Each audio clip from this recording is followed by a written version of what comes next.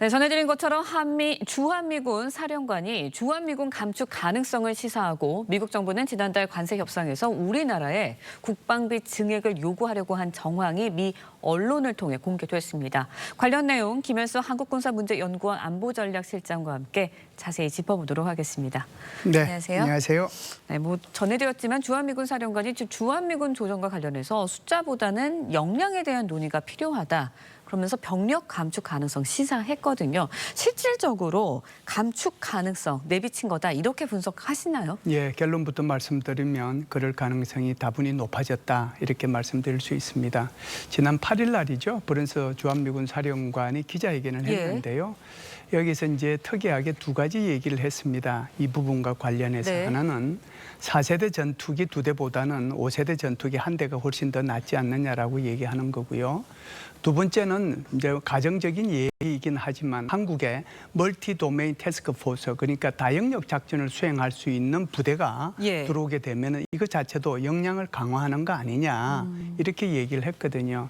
그래서 브런스 사령관의 말을 핵심적으로 얘기를 하면 주한미군은 일정 부분 감축하겠다, 대신에 역량은 강화하겠다라고 하는 것이 핵심이라고 볼 수 있습니다. 네, 미국은 또 이제 최근 관세 협상 때 주한미군의 전략적 유연성에 한국 정부가 공개적으로 지지해달라 요구를 하려고 한 것으로 알려졌습니다.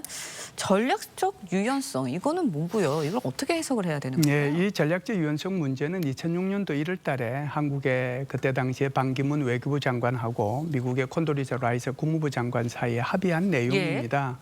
합의한 것은 크게 두 가지인데요. 첫 번째는 한국은 미국의 세계 전략을 이해하고 미국의 전략적 유연성을 존중한다라고 하는 거고요.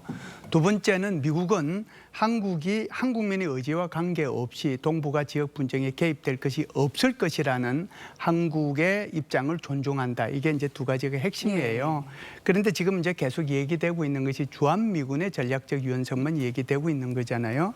그래서 주한미군의 전략적 유연성 문제는 이미 사실상 이라크 전이나 아프가니스탄 전이나 이렇게 일어났을 때도 주한미군들이 들락날락했거든요. 최근에는 이제 우리 한국에 있는 패트리어트 부대가 중동 사태가 났을 때 그쪽으로 이제 이동을 하고 그 대신에 이제 F-35 전투기가 한국에 잠시 머문 적이 있단 말이죠. 그래서 주한미군의 전략적 유연성은 계속해서 있어 왔어요. 그런데 이것을 이제 공개적으로 얘기해 달라라고 얘기하는 것은 사실상 주한미군의 역할 확대를 이제 천명하겠다라고 하는 거고 한국도 여기에 이제 좀 동참해 달라라고 얘기를 하는 거거든요. 그래서 주한미군의 역할 확대라고 하는 것이 주한미군이 한반도 방어에만 집중하는 것이 아니고 한반도 방어와 동시에 이를 넘어서 지역 분쟁에도 개입하겠다는 것을 의미하는 건데 여기에 이제 한국이 지지를 해달라고 하는 거거든요.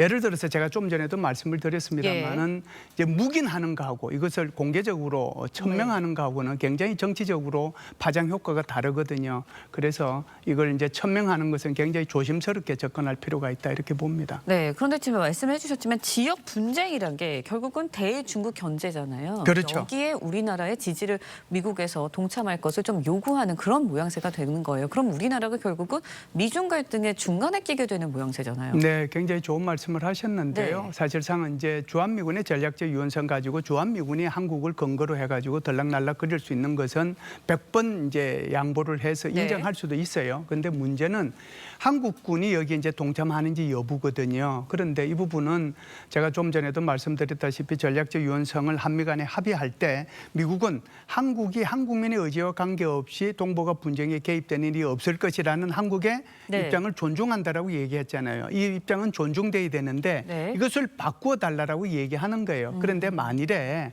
대만 사태가 발생이 되면 한반도는 안전할까요? 이제 이 부분이 이제 굉장히 우리로 봐서는 중요한 문제라고 볼 수 있는데 예를 들어서 대만 사태가 발생했을 때 중국이 북한을 사주해서 한국을 침략하도록 할 수도 있고 북한 스스로가 판단해서 제2의 6.25 전쟁을 일으킬 수도 있거든요.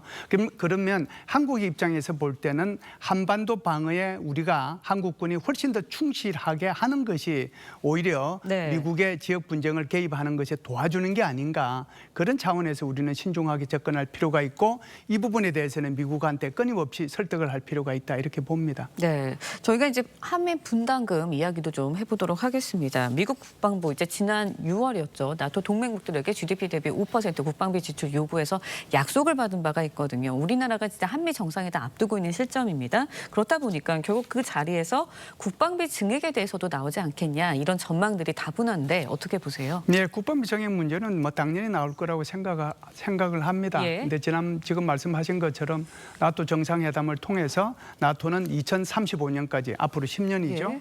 10년에 걸쳐 가지고 국방비를 GDP 대비 5%로 올리도록 돼 있거든요. 거의 합의를 했습니다. 그래서 직접 국방비가 3.5%, 간접 국방비가 1.5%, 그래서 총 5%란 말이죠. 예. 그러면 한국한테도 이거 이상을 요구할 수도 있다. 지금 현재 한국이 GDP에서 차지하는 국방비가 2.6%인데 이것을 아마 결국은 5% 이상으로 좀 올리도록 요구하지 않겠는가 그런 생각을 하고요. 그렇다라고 하면 한국도 나토와 마찬가지로 직접 국방비와 간접 국방비로 나누어서 2035년까지 로드맵을 제시해서 미국한테 제시할 필요는 있다 이렇게 봅니다.